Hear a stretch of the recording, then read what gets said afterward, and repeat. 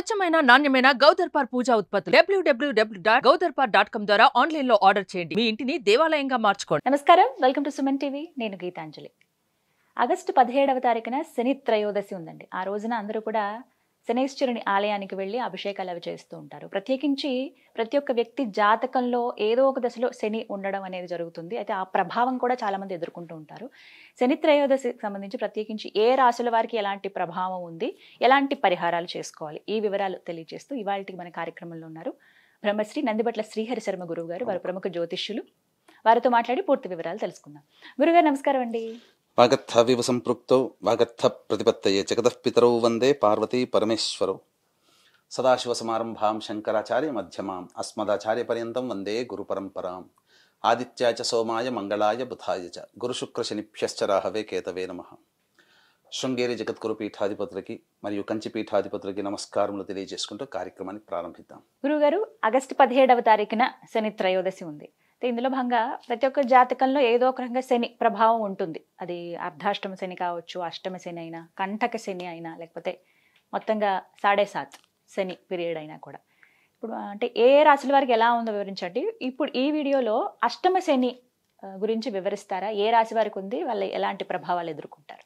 అష్టమ శని దోషము అనేటువంటిది ఈ యొక్క జన్మ రాశిని అనుసరించి శని ఉన్నటువంటి స్థానము ఏదైతే అష్టమం అవుతుందో దాన్ని అష్టమ స్థానము, అష్టమ శని దోషము అని అంటారు. ఈ యొక్క శని కుంభరాశిలో సంచారం చేస్తున్నటువంటి కారణం చేత కర్కాటక రాశి వారికి 8వ స్థానంలో సంచారం చేస్తున్నాడు. కాబట్టి కర్కాటక రాశి వారికి అష్టమ శని దోషం అనేటువంటిది ఉంటుంది. ఎప్పటి వరకు ఉంటుంది? వచ్చే సంవత్సరం ఫిబ్రవరి వరకు కూడా ఈ యొక్క శని ప్రభావం అనేటువంటిది ఉంది. కాబట్టి ఈ సంవత్సరం మొత్తం కూడా కర్కాటక రాశి వారికి అష్టమ శని దోష ప్రభావం ఉంటుంది. అయితే ముందుగా ఈ అష్టమ శని దోషం అనేటువంటిది కర్కాటక రాశి వారికి అనగా కేవలం కర్కాటక రాశి వారిని కాదు, అష్టమ శని దోషం వల్ల ఏం కలుగుతుంది అంటే మనకు జాతక రీత్యా అష్టమం ఏం చెబుతుంది అంటేనమ్మా, ఆయుస్థానము, అలాగే రంధ్రస్థానము, రహస్య స్థానము, ఈ విధంగా చెప్పబడుతుంది. కాబట్టి నష్టముని కూడా సూచిస్తుంది. ఎందుకంటే దురదృష్టము, అందుకే అదృష్టము 9వ స్థానం అయితే దాని వెనుక ఉన్నటువంటిది 8వ స్థానం దురదృష్ట స్థానం. కాబట్టి దురదృష్టం అని కూడా చెప్పబడుతుంది. అంటే దీనివల్ల జరిగేటువంటిది ఏంటనంటే అప్పటి వరకు ఆరోగ్యంగా ఉన్నటువంటి వాళ్ళకి శని ఆయుకారకుడు కాబట్టి అనారోగ్య సమస్యలు ఈ యొక్క కర్కాటక రాశి వారికి చాలా మంది బాధిస్తున్నాయి. ఎందుకంటే మా దగ్గరకు వచ్చి అపాయింట్మెంట్ తీసుకునేటువంటి వాళ్ళ జాతకాల్లో చాలా మంది చూస్తున్నాం, అష్టమ శని ప్రభావం ఉందండి, మేము తట్టుకోలేకపోతున్నాం, అనారోగ్య సమస్యలు, ఆపరేషన్స్ అయ్యాయని కొంతమంది, మోకాళ్ళ నొప్పులు అని కొంతమంది. ఎందుకనంటే శని మోకాళ్ళ నుంచి పాదాల వరకు పరిపాలిస్తాడు శని యొక్క అంగంలో, శరీరంలో. కాబట్టి అందుకని ఎవరికైతే మోకాళ్ళ నొప్పులు అవి బాగా వస్తున్నాయి అని అంటే ఖచ్చితంగా అది శని ప్రభావం వల్లనే వస్తాయి. జాతకంలో చూసుకుంటే రిఫ్లెక్ట్ అవుతాయి.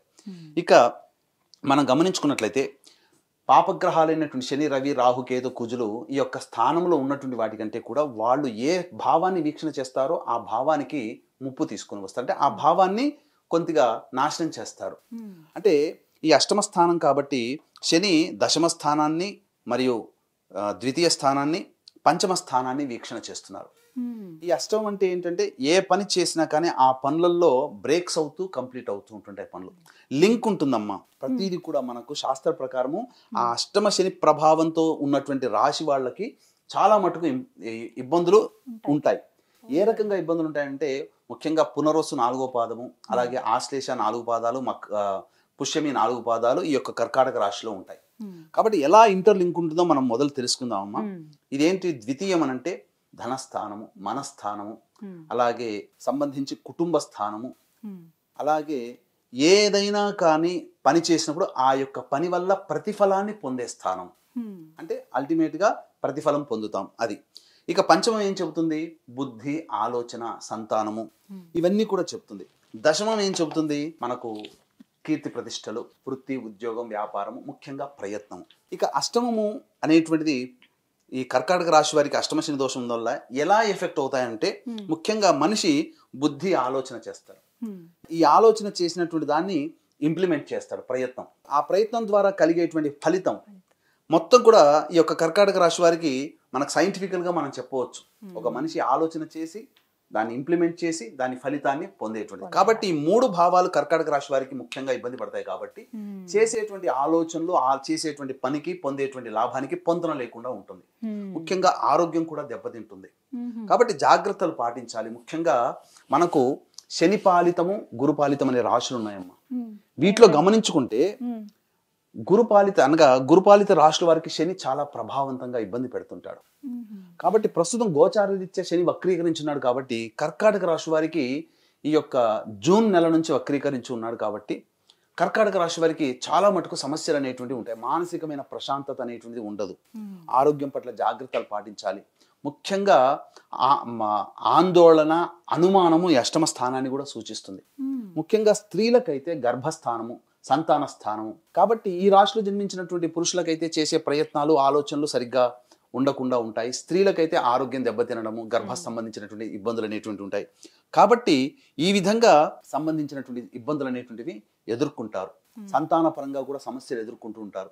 సంతానము కాస్త అనారోగ్యం పాలవడం కానీ, సంతానం కోసం ఎదురు చూసే వాళ్ళకి ఇబ్బందులు కానీ ఇవన్నీ జరుగుతాయమ్మా ఈ యొక్క కర్కాటక రాశిలో జన్మించిన వారికి అష్టమ శని దోష ప్రభావం వల్ల. గురుగారు, మరి కర్కాటక రాశి వారికి అష్టమ శని ఉందని చెప్తున్నారు. వారు ఆ ప్రభావాన్ని తగ్గించుకోవాలి అని అంటే గనక, అంటే శనీశ్వరుడి అనుగ్రహం కావాలంటే ఎటువంటి పరిహారాలు చేసుకోవాలో వివరిస్తారా? తప్పకుండానమ్మా. ఈ పరిహారాలు అనేటువంటి విషయాన్ని కనుక మనం చూసుకున్నట్లయితే ముఖ్యంగా ఈ యొక్క పునర్వసు, పుష్యమి, ఆశ్లేష నక్షత్రంలో జన్మించిన వారు కర్కాటక రాశి వారికి అవుతారు. కాబట్టి మా పీఠం ఆధ్వర్యంలో ఈ శని త్రయోదశి అనేటువంటిది 17వ తారీఖు నాడు వచ్చింది. కాబట్టి ఆ రోజున సాయం సంధ్యా సమయంలో 4 గంటలకి ప్రారంభమవుతాయి.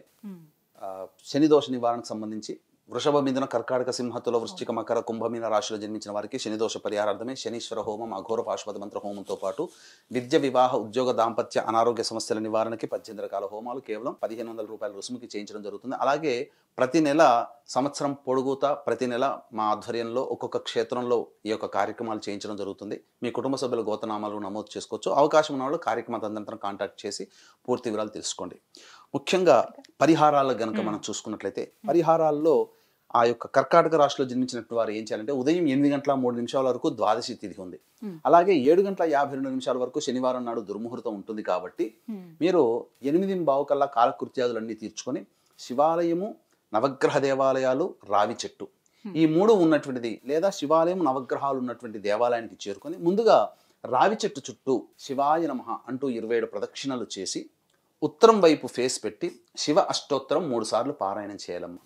తదనంతరం నవగ్రహాల దగ్గరికి వచ్చిన తర్వాత నవగ్రహాల చుట్టూ మళ్ళీ శివాయ నమః అనుకుంటూ 27 ప్రదక్షిణలు చేసి ఆ యొక్క శనైశ్చరుడి దగ్గర ఇనుప ప్రమిదలలో నల్ల నువ్వుల నూనె వేసి నల్ల ఒత్తితో దీపారాధన చేసి శనైశ్చరుడికి అభిషేకం చేయించాలి.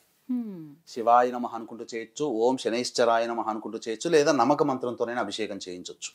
చేయించిన తరువాత అన్నము, నల్ల నువ్వులు కలిపినటువంటి 8 లడ్డూలుగా చేసి ముద్దలు చేసి ఆ శనైశ్చరుడికి డొప్పలలో నైవేద్యం పెట్టండి. పెట్టిన తర్వాత రావి చెట్టు మొదట్లోనైనా కానీ ఆ యొక్క నైవేద్యాన్ని అక్కడ పెట్టి రావచ్చు, లేదా పిట్టగోడ మీద పెట్టి రావచ్చు. వెనక్కి తిరిగి చూడకుండా ఇంటికి వచ్చేయండి. వచ్చిన తర్వాత మీరు ఆ 1 to 2 శని హోర ఉంటుంది మధ్యాహ్నం. ఆ సమయంలో మానసిక వికలాంగులకి, శారీరక వికలాంగులకి అనగా అంధత్వం ఉన్న వాళ్ళకి, కుంటి వాళ్ళకి, గుడ్డి వాళ్ళకి, ఇలా ఎవరైనా కానీ వికలాంగులకి లేదా వృద్ధులైనటువంటి వారికి మీరు వారు తినే పదార్థాలు, పండ్లు ఇవన్నీ కూడా వారికి పంచండి. వృద్ధాశ్రమానికి చేరుకుంటే వెళ్ళొచ్చు. సాయం సంధ్యా సమయంలో 5:30 నుంచి 6:30 మధ్యలో మళ్ళీ శివాలయానికి చేరుకొని నీలి రంగు చామంతి పుష్పాలతో కానీ, శంకు పుష్పాలతో కానీ, లేదా కనీసం మారేడు దళాలతో కానీ మీ పేరు మీద అర్చన చేసుకోండి. దీనివల్ల ఏమవుతుందంటే ఇటువంటి త్రయోదశి తిథి అత్యంత అరుదుగా వస్తుంది. సంవత్సరం మొత్తంలో 3-4 కంటే ఎక్కువ రావమ్మ. పైగా శ్రావణ మాసంలో వచ్చేటువంటి త్రయోదశి తిథి కాబట్టి చక్కగా ఈ పరిహారాలు పాటించుకోవడం ద్వారా మనకు శనీశ్వరునికి అనుగ్రహం కలుగుతుంది. అంటే ఈ పరిహారాలు పాటిస్తేనే కష్టాలు తీరుతాయని చెప్పి చాలా మంది అంటుంటారు. ఇక్కడ గమనించాల్సింది ఏంటంటే ఎన్ని కష్టములు వచ్చినా ఆ కష్టములు మనం పడుతూ ఇష్టంగా మనం మార్చుకుంటాం శనీశ్వరుని అనుగ్రహం వల్ల. అంటే శనీశ్వరుని మనం తిట్టుకుంటాం కానీ గత జన్మ కర్మదోషాలని కష్టాల రూపంలో తొలగిస్తున్నాడు అనే భావన పెట్టుకోవాలి. ఇక అన్నిటికంటే ఇప్పుడు వర్షం వస్తుంది, ఎండాకాలం వస్తుంది, మనము గొడుగు వేసుకుని ఆధారంగా మన పనులు ఎలా చక్కబెట్టుకుంటామో మనకు జీవితంలో జరిగేటువంటి సంఘటనలు జరక్క మానవు, కష్టాలు పడక మానవు. కానీ ఆ కష్టాలు మన మనస్సుని, మన శరీరాన్ని బాధ పెట్టకుండా ఈ శనీశ్వరునికి అనుగ్రహాన్ని పొందినట్లయితే ఆ కష్టాలన్నీ కూడా మనకు తొలగిపోతాయి అని దీని యొక్క అంతరార్థం. చాలా చక్కగా వివరించారండి. మొత్తంగా కర్కాటక రాశి వారికి అష్టమ శని ఉంది కాబట్టి ఆ ప్రభావం తగ్గాలంటే మీరు చెప్పినటువంటి పరిహారాలు పాటించమన్నారు. చక్కగా వివరించారు గురుగారు. ధన్యవాదాలండి. సర్వం శ్రీ ఉమామహేశ్వర పరబ్రహ్మార్పణమస్తు.